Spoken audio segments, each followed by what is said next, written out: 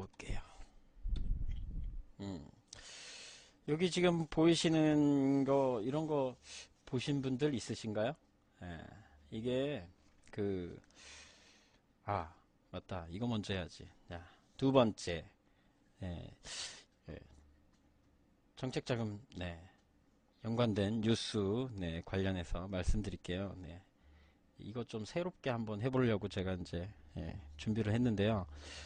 그, 얼마 전에 그 8.15 광복, 네, 특사로 이재현 회장인가 사장인가? 회장 같은데, CJ니까, 회장이 특사로 나왔죠. 나와서 이제 이거 했대요. 그, 1227억을 투자해서 택배 시스템 자동화 이거를 이제 했대요. 그래서 뭐 이거를 휠 소터라고 이렇게 해서 뭐 전국의 그 CJ 대한통운이 한 200여 개의 서브 터미널이라는 걸 가지고 있다고 합니다. 택배 전체 이렇게 음, 여러 개를 전국에 이렇게 보유하고 있는 회사가 우리나라에 아마 세 손가락 안에 들걸요.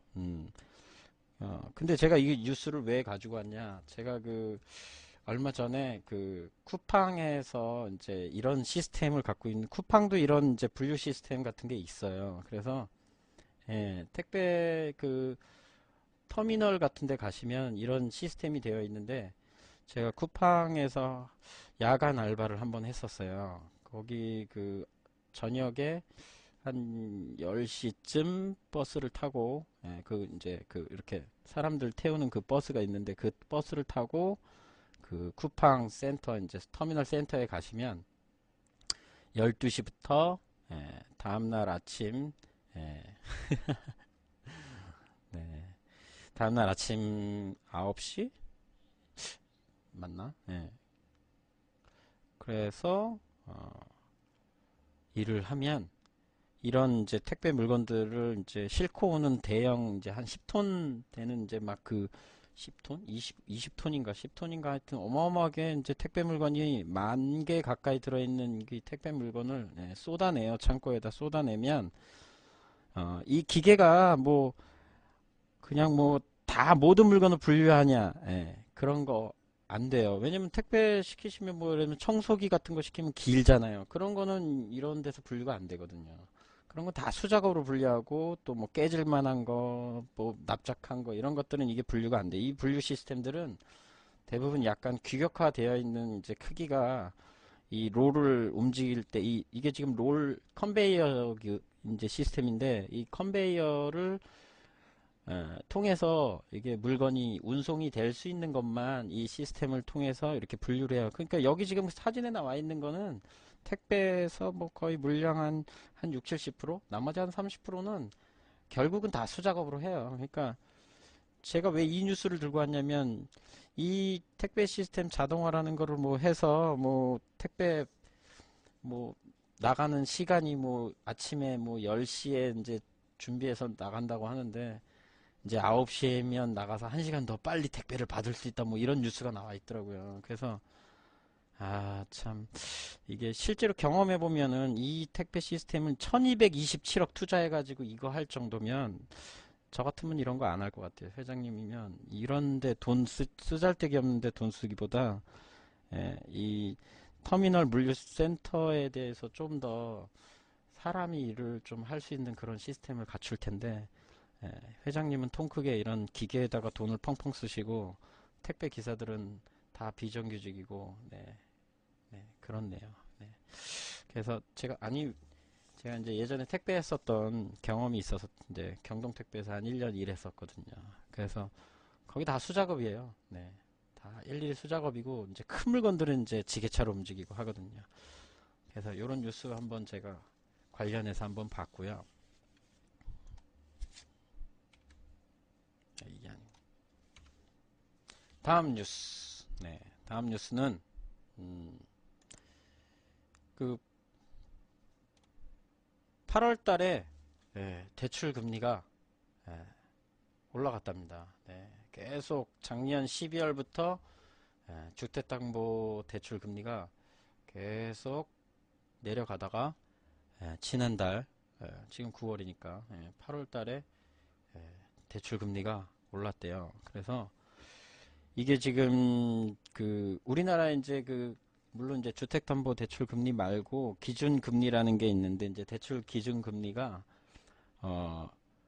그 뭐냐 콜금리 기준으로 해서 이게 정해지는데 지금 미국 연방준비위원회 연방 뭐 공개시장위원회 연방준비제도 이사회에 있는 연방공개시장위원회가 이제 소위원회 우리나라 국회 안에 있는 뭐 소위원회 같은 이제 이 기준금리를 이제 책정하는 기관 위원회가 있는데 여기서 연내에 미국 금리가 올라갈 것이다.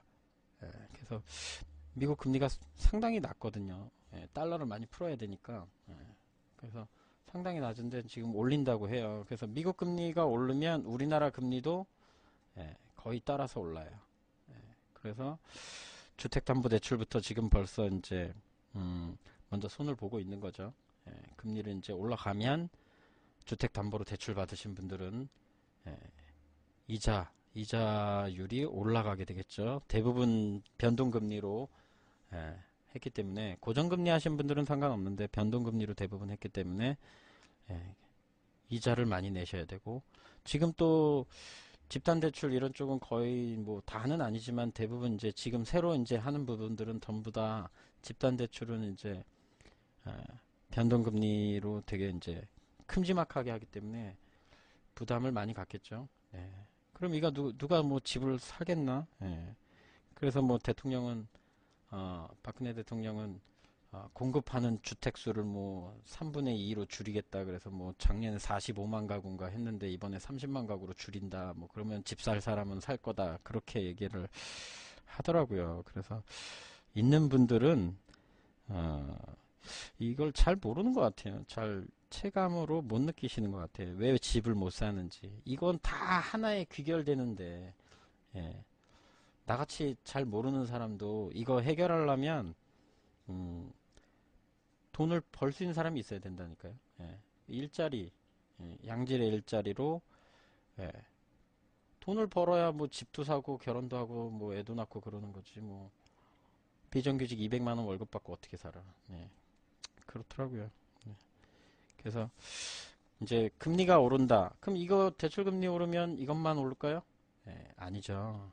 기업 자금, 대표님들 이제 일반 우리 컨설팅 필요로 하시는 이제 기업들도 변동금리로 많이 이제 하시죠. 물론 이제 담보로 대출하신 분들은 고정금리로 이제 하신 분들도 계시지만 대부분은 다 변동금리로 하시는데 그러면 기업들도 이제 대출 금리에 대한 부담이 크겠죠. 그 우리나라 가계부채가 1300조 원이라고 돼 있더라고요. 1300조 원. 굉장히 어마어마하죠. 그래서 미국이 연내 기준금리를 올리면 국내 시장금리도 점점 오를 것이다. 그래서 조금씩 올렸어요. 뭐 많이는 아닌데 미리 올리는 거죠. 이런 게 이제 미리 아직 미국 금리는 오르지도 않았는데 미리 올려서 대비를 하는 거죠. 은행들이. 그리고 이거 금리 얘기 나와서 하나 더 얘기 드리면은 은행들이 이제 국내에서만 이제 그 수익 사업을 하기에는 예대금 가지고 이제 예금 갖고 있는 거 가지고 대출만 해가지고는 은행들이 수익 구조가 그렇게 높지 않다고 하더라고요. 그래서 이제 해외에 많이 이제 가는데 그 신한은행인가? 신한은행은 지금 뭐 동남아 쪽에 진출해서 그 베트남인가 필리핀? 거기서 그 외국계 은행으로서는 1등으로 수익을 내고 있다고 하더라고요. 그래서 뭐 예전에는 그 제일은행, SC, 거기도 많이 해외로 가서 이제 은행 수익 구조를 개선하고 하는데 우리나라는 꼭 보면 한 발 너무 늦어요. 진작에 그 언제 그랬나? 그 김대중 대통령 때 아마 그랬을걸요. 김영삼 대통령 때인가? 그 뭐냐 금융실명제 하면서 국내에서만 이제 하는 거 가지고는 어려울 거다라고 얘기했는데 지금 벌써 그게 몇 년 전입니까? 근데 이제서야 하네요. 정부 비판이 아니라 이제 은행들이 해야 된다 이 말이죠. 이게 워밍업 뉴스였어요. 예. 오늘의 하이라이트 뉴스는 이겁니다. 예. 여기 이제 내년 연말인가? 연말이나 내년에 이제 새로 바뀔 거예요. 이게 아마 내년에 바뀔 가능성이 상당히 높은데,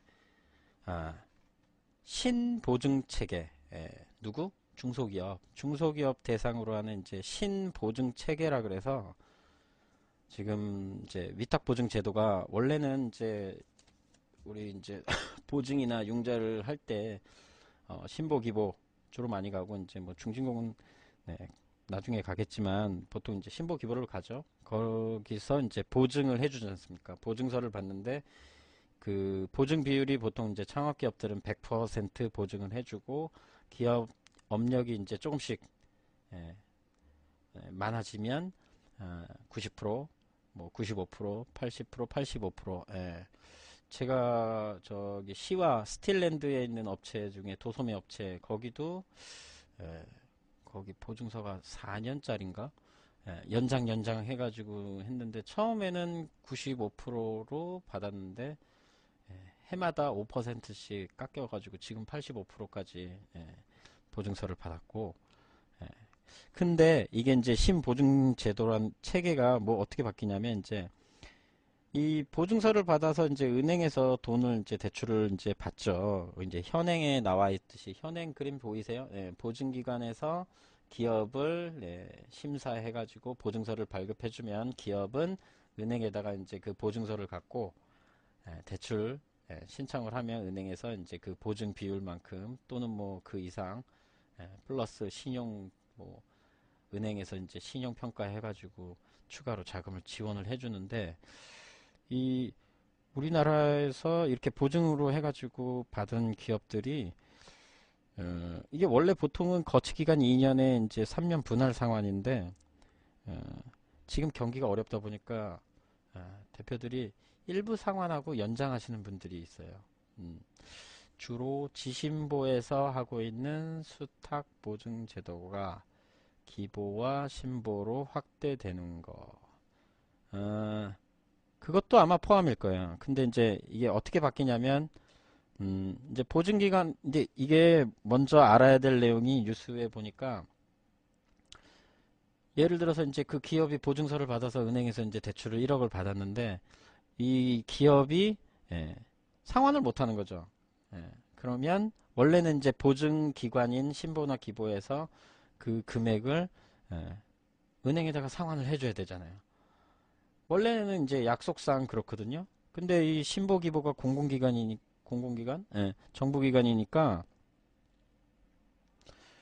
안 주나 봐요. 은행에다가 보증금액만큼을 안 주나 봐요.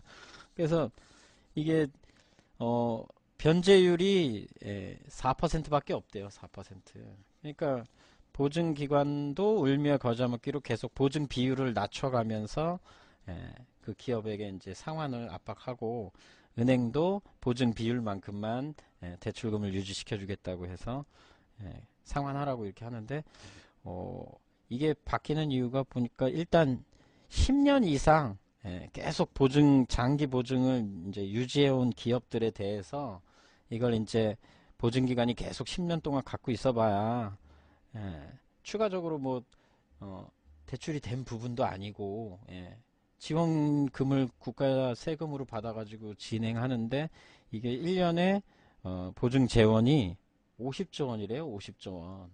근데 50조 원 중에서 장기적으로 이렇게 10년 이상 장기 보증을 한 기업에게 배당되는 금액이 5년, 앞으로 5년, 2017년부터 되겠죠. 17, 18, 19, 20, 21. 2021년까지 12조 원의 보증을 최대 한도 이제 은행이 하라고 은행한테 이제 그 보증 금액을 이제 보증 기간이 떠넘기는 거예요. 그래서 은행은 이게 변제율이 4%밖에 안 되는데 감이 잘 안 와요? 이게 바뀌는 내용만 다시 얘기하면 원래는 보증기관에서 보증서를 발급해 주는 거를 이제 하려면 심사를 하잖아요, 기업에게. 그러면 은행이 이제는 장기 보증 같은 경우에는 직접 보증서를 예, 발급하고 자기들이 돈도 내주고 보증도 서주고 뭐 그렇게 하라는 거죠. 근데 이게 원래 현행법상은 안 돼요. 이러면 예, 법이 안 맞아요. 이게 금융 무슨 법에 의해서 안 맞는데 금융감독원 금융 어디야? 금융감독원일 거야 아마. 거기가 은행한테 무조건 하라고 그렇게 하고 있는 거죠. 어, 실질적으로는 좋은 거죠. 좋은 거죠. 왜냐면 은행이 이제 그만큼 심사를 기업을 할 때, 기업 입장에서는 은행에만 가면 보증서와 대출금을 바로 둘 다 해결할 수 있으니까 간편하고 좋고, 근데 이제 기업 입장에서는 보증기관이 있을 때는 보증기관도 가고, 은행도 가고 해서 두 번 허가를 받아야 되기 때문에, 기업 입장에서는 좋고, 또 우리나라 국가 수준으로 봤을 때도 저는 개인적으로 봤을 때 이거는 좋은 제도로 바뀌고 있는 거라고 봐요. 그러면 보증기관으로 있는 공공기관은 그만큼 그 은행에서 보증을 해주는 나머지 금액만큼을 예, 그렇죠. 기업 입장에서는 이제 보증 업무를 은행에서 그냥 원스톱으로 한 번에 이제 할 수 있으니까 두 번 심사 받을 필요도 없고 한 번만에 되는 부분이니까 좋긴 해요. 근데 이게 문제가 뭐냐면은 이 보증심사하는 부서를 또 법적으로는 은행 내부에서 별도의 기관을 안에 별도의 부서를 둬야 한대요. 그래서 대출을 해주는 부서와 보증을 해주는 부서를 별도 관리를 해야 된대요. 그러니까 은행은 비용이 또 든다고 핑계를 대면서 이제 별로라고 이제 안 하려고 하는 거죠. 가뜩이나 지금 은행 수익률 아까도 얘기했지만 은행 수익률이 그렇게 좋은 상황이 아니고 지금 우리나라 은행 원래 예전에 뭐 한 10개 가까이 있었던 은행들 다 통폐합되고 다 없어져서 되게 큰 은행들이 지금 한 5개밖에 없잖아요. 지금 기업은행, 국민, 신한, 우리, 하나은행 없잖아요. 예전에 뭐 여러 은행들이 있는데 물론 농협도 은행으로 치면 뭐 은행이면 6개 이제 대형 은행이 6개 정도 되죠. 그리고 어, 실질적으로 이거 은행이 이렇게 있다고 쳐도 실질적으로 이 자본 은행을 유지하는 그 지주사에 투자하고 있는 기관은 대부분 외국 기관이거든요. 그래서 이게 우리나라 주도권으로 지금 운영되는 은행은 제가 알기로는 우리은행밖에 없는 걸로 알고 있어요. 우리은행. 우리은행은 지금 국가 채권단인가 거기서 지금 관리하고 있어서 팔아먹으려고 지금 계속 준비하고 있고 어, 금리가 더 싸지거나 대출 금액이 더 오르는 건 아닌가요? 음, 그거랑은 상관이 없어요. 오히려 더 은행에서는 이제 이 보증 심사를 함으로 인해서, 음, 보증 심사 비용을 별도로, 받을 수도 있죠. 은행 입장에서는. 근데 이제 그 비용보다는 그 보증 심사 부서를 만드는 고 유지하는 비용이 더 많이 들죠. 왜냐면 보증 심사 누가 합니까? 뭐 알파고가 합니까? 사람이 하죠, 사람이 결국은. 그거 뭐 프로그램으로 돌려서 그렇게 하지도 않을 거고 그거를 사람들이 공신력 있게 믿으려 그러면 앞으로 한 10년, 5년, 5년에서 10년은 더 있어야 되지 않을까요? 국가기관은 좋죠. 관리할 수 있는 금액이 좀 더 확보가 되는 거니까 이제 이 12조 원만큼을 은행에다 떠넘겨서 보증서를 주고 어, 대신 이제 보증기관은 이제 그 지원 금액을 따로 또 12조 원만큼을 뭐 다른 데다 쓸 수 있겠죠. 그래서 여기 이 뉴스를 보고 밑에 댓글 다루는 사람 중에 이렇게도 써놨어요. 보증기관이 만약에 보증을 해주는 부분을 줄이면 보증기관에 있는 거기 그 반공무원, 중공무원 잘라야 되는 거 아니냐고 그런 말도 써놨더라고요. 뭐, 네, 이게 보증서를 해주는 부분도 중요하긴 한데 이걸 얼마나 좀 대출 보증 쪽으로만 너무 이렇게 몰아가니까 수준이 조금 낮은 것 같아요. 좀 기업을 활성화할 수 있는 활성화할 수 있는 단계별 뭐 보증 단계 시스템이라든지 아니면 그렇지 그런 시스템이 있으면 좋겠어요. 네. 원래 그 공공기관에 있는 분들은 대부분 뭐 네 가지가 없긴 한데 그들 요즘엔 많이 친절해요. 많이 친절하고 지난번에도 얘기했지만 그 대법원 쪽에 있는 법원 쪽에 있는 기관들만 조금 그렇지. 네. 그리고 예, 그런 게 있어요. 그래서 지금 이제 뭐 석 달밖에 안 남았는데 은행권에서는 뭐 못하겠다 그러고 음, 금융감독위원회 금융위네 금융위에서는 무조건 하라 그러고 네. 근데 이런 것 좀 할 때 분명히 이거 정책 짜고 제도 만들 때 분명히 은행권에서도 분명히 이제 이 의견을 얘기해서 이게 조율이 돼가지고 이게 만들어진 거거든요. 그러면 뭐 저는 잘 모르겠지만 좀 해보고 문제가 생기면 좀 수정 보완하고 해서 좀 시스템이 만들어지고 하면 안 되나? 이거 꼭 완벽하게 만들고 이런 걸 시행해야 되나? 전 좀 그런 생각이 들더라고요. 네. 여러분들은 어떻게 생각하시나요? 네, 그렇습니다. 그래서 어, 내년부터는 아마 이제 장기 보증 있으신 분들은 요 보증 심사를 은행에서 이제 하게 되니까 은행이 조금 더 기업들에게 이제 에, 투자를 할 때 좀 더 뭐라 그래야 돼? 좀 더 어렵게 뭐 그렇게 할 것 같아요. 은행은 일단 대출금 상환이 잘 안 되는 부분을 보증서로 일단 어느 정도는 해결을 받는데 이제 그게 안 되니까 음, 그렇죠. 네. 그래요.